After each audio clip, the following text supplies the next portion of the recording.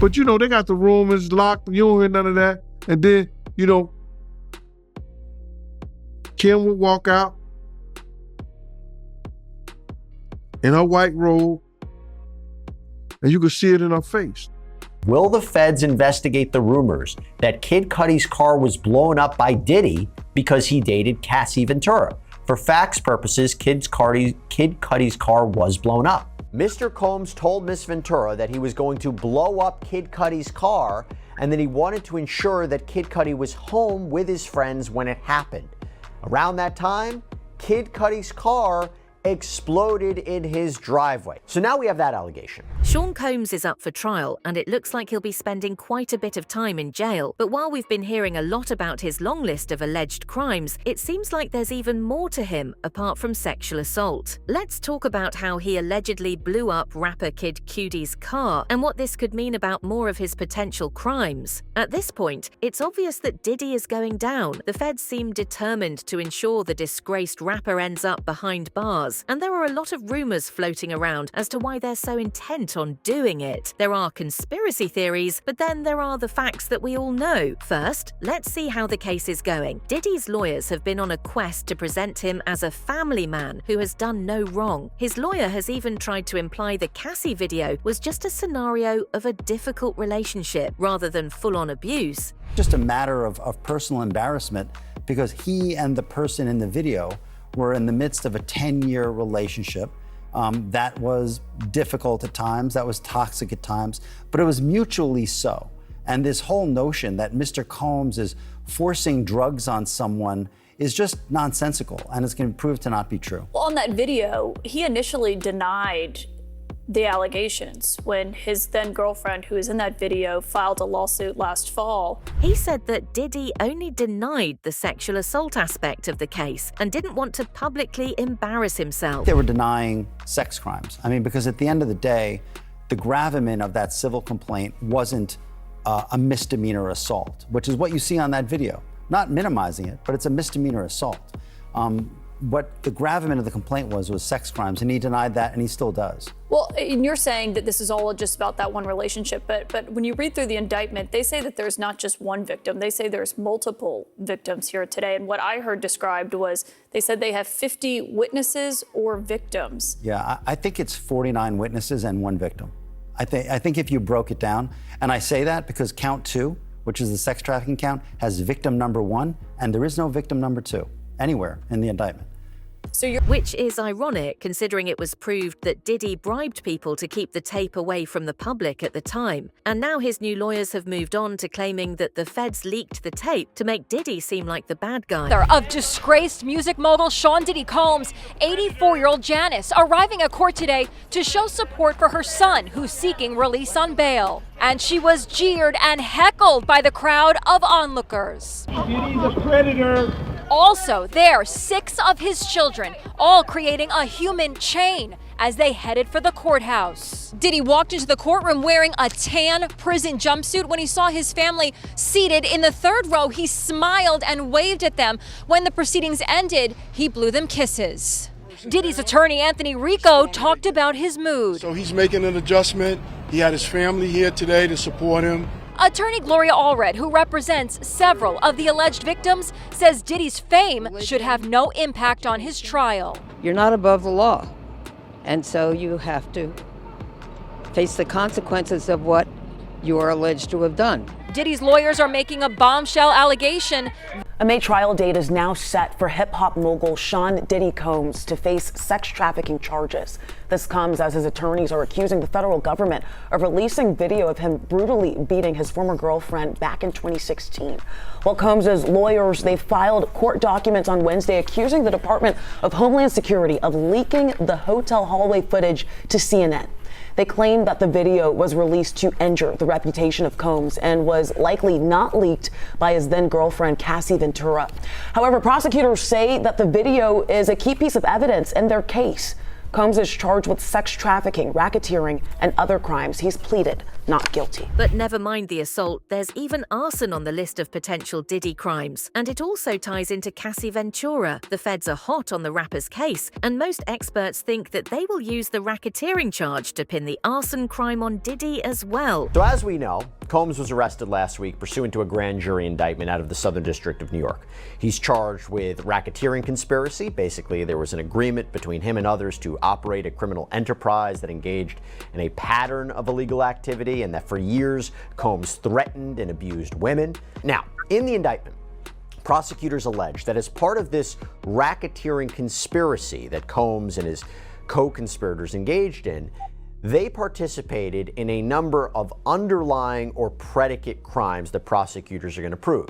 Forced labor, sex trafficking, kidnapping, violent acts to assert control to further the criminal enterprise. In fact, the indictment reads, when employees, witnesses to his abuse, or others threaten Combs' authority or reputation, Combs and members and associates of the enterprise engaged in acts of violence, threats of financial and reputational harm, and verbal abuse.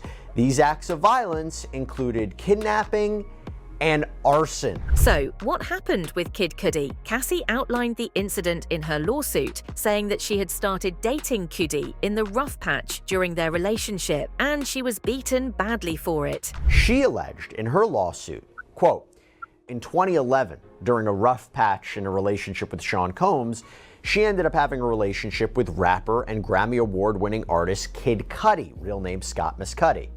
And then she alleged, quote, Mr. Combs found Miss Ventura's phone and found emails between her and Kid Cudi. Mr. Combs became enraged and proceeded to place a manual corkscrew between his fingers and lunged at Miss Ventura. Miss Ventura ran away to stay at Kid Cudi's home to escape Mr. Combs' wrath. Soon thereafter, one of Mr. Combs' staff members told Miss Ventura that he needed to just talk to, even though Mr. Combs was enraged. Feeling like she could not escape Mr. Combs and his network of enforcers, Miss Ventura returned to Mr. Combs. He hit her several times and then kicked her in the back as she tried to run out of the door. It didn't end there either, because she was then told by Diddy that he would blow up the rapper's car, and it did. The following year, she claimed, quote, Mr. Combs told Miss Ventura that he was going to blow up Kid Cudi's car and that he wanted to ensure that Kid Cudi was home with his friends when it happened. Around that time, Kid Cudi's car exploded in his driveway. So now we have that allegation, and we have the mention of arson in the indictment. And how do we know the feds are interested in the incident? They've already outlined it in the indictment. In fact, they've apparently even investigated it already, considering the details they knew. We go to the government's bail letter that they filed with the court. They were advocating that Combs be denied bail. He has been twice. And they allege, quote, in the early morning hours of December 22nd, 2011, the defendant and a co-conspirator kidnapped an individual at gunpoint to facilitate breaking into and entering the residence of Individual 1. By the way, Individual 1 is not named, but we'll get to that. Multiple witnesses would testify at trial to the events surrounding the kidnapping and break-in, the latter of which is corroborated by police reports and other records. Approximately 2 weeks later, the defendant's co-conspirators set fire to Individual 1's vehicle by slicing open the car's convertible top and dropping a Molotov cocktail inside the interior. Police and fire department reports extensively document the arson and conclude that the fire was intentionally set.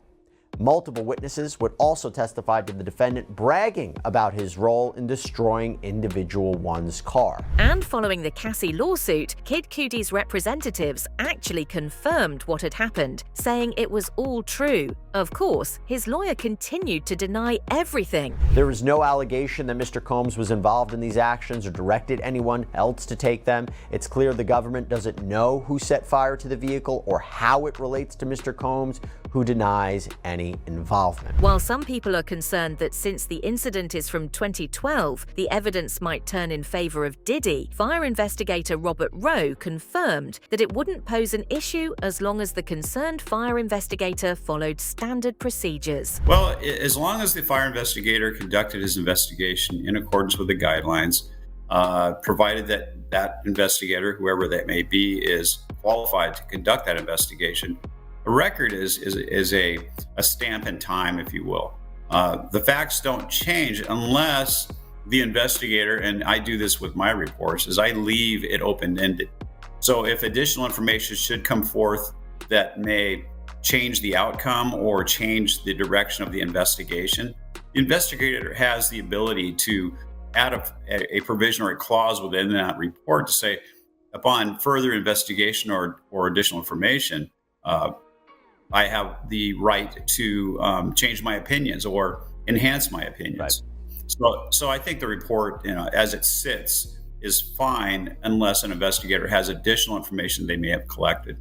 Now, let's talk about other incidents that support this allegation. For one, Diddy's ex-bodyguard Gene Deal has repeatedly confirmed that the rapper used to beat his ex-girlfriend and mother to his children Kim Porter. He said everything he has heard about Cassie going through aligns with his experience with Kim. Just with this Cassie thing, I didn't know her, but I knew somebody like her.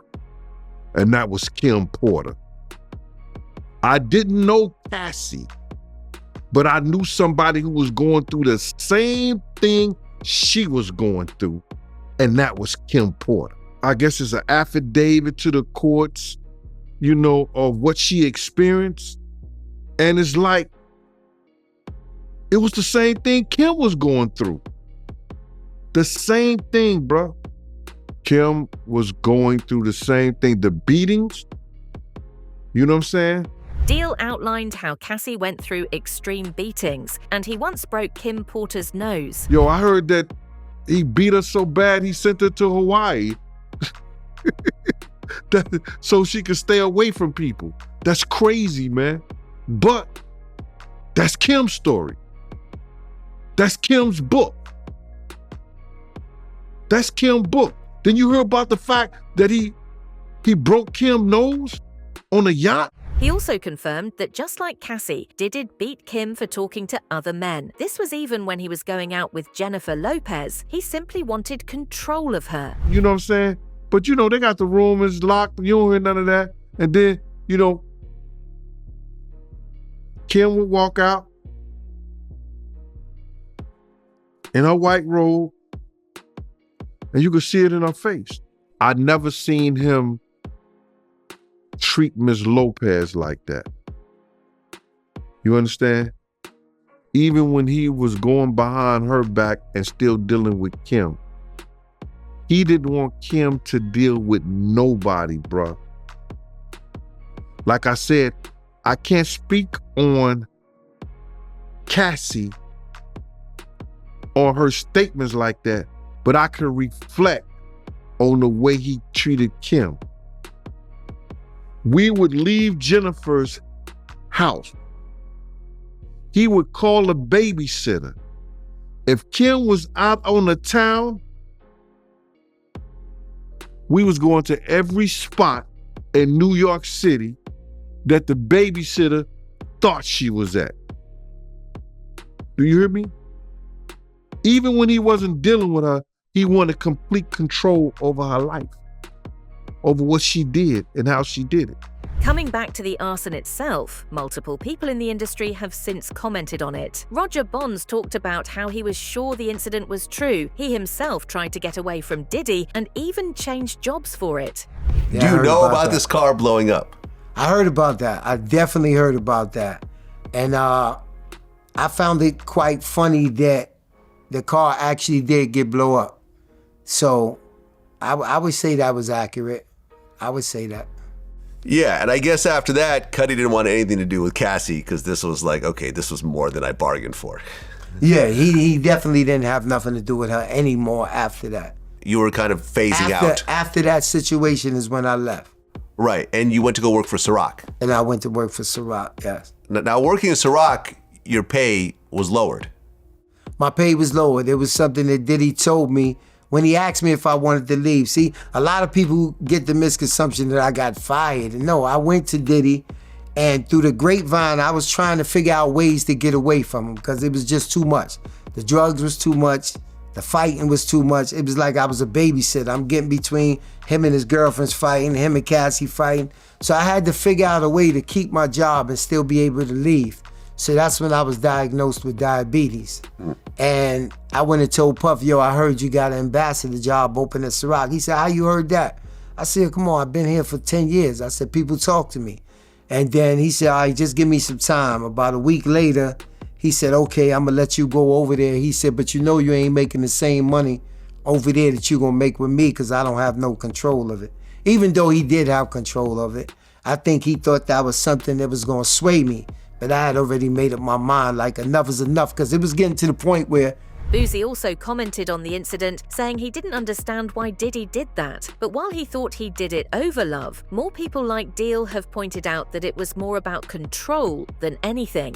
I mean, allegedly. Allegedly. But Kid Cudi said his car actually blew up. We still can't say Diddy blew it up. This is true.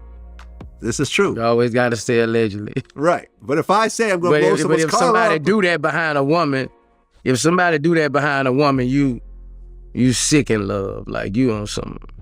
Doesn't make sense to me.